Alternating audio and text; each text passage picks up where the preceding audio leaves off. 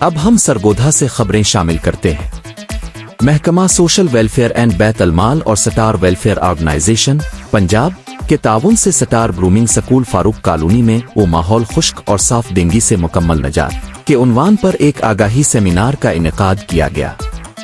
صدر star welfare بابا محمد شفیق ڈوگر نے خطاب کرتے ہوئے مچھروں کی افزائش کو روکنے اور حفاظتی تدابیر اختیار کرنے پر زور دیا۔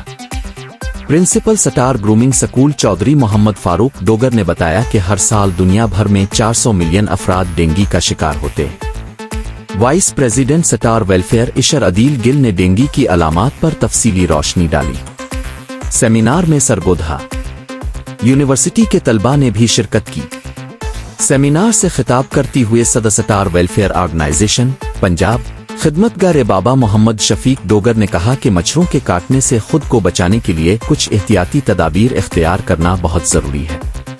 کچھ احتیاطی تدابیر میں شامل ہیں آس پاس کے ماحول جیسے پرندوں کے غسل، خالی پلانٹر، کین وغیرہ میں کھڑے پانی سے نجات حاصل کر کے مچھروں کی آبادی کو کم کرنا، صفائی کا خیال رکھیں تاکہ مچھروں کی افزائش سے بچا جا سکے، DDT کا باقاعدگی سے اسپرے کر کے افزائش کی جگہوں پر مچھروں کے لاروا کو مارنا، گھر کے اندر اور باہر مچھر بھگانے والے ادویات کا استعمال، بہت زیادہ آبادی والے رہائشی علاقوں سے گریز کریں، دن کے وقت سوتے وقت مچھردانی کا استعمال کریں، اس بات کو یقینی بنائیں کہ دروازے اور کھڑکیوں کی اچھی طرح اسکریننگ کی گئی ہے، باہر نکلتے وقت مکمل ڈھانپے ہوئے کپڑے پہنے، ڈینگی سے بچاؤ باز بیماریاں ناگزیر ہیں، اس سے کوئی فرق نہیں پڑتا ہے کہ کوئی مچھر کے کاٹنے سے بچنے کی کتنی ہی کوشش کرتا ہے، یہ کسی وقت ہو سکتا ہے، اس لیے انسان کو اندر سے مضبوط ہونا چاہیے۔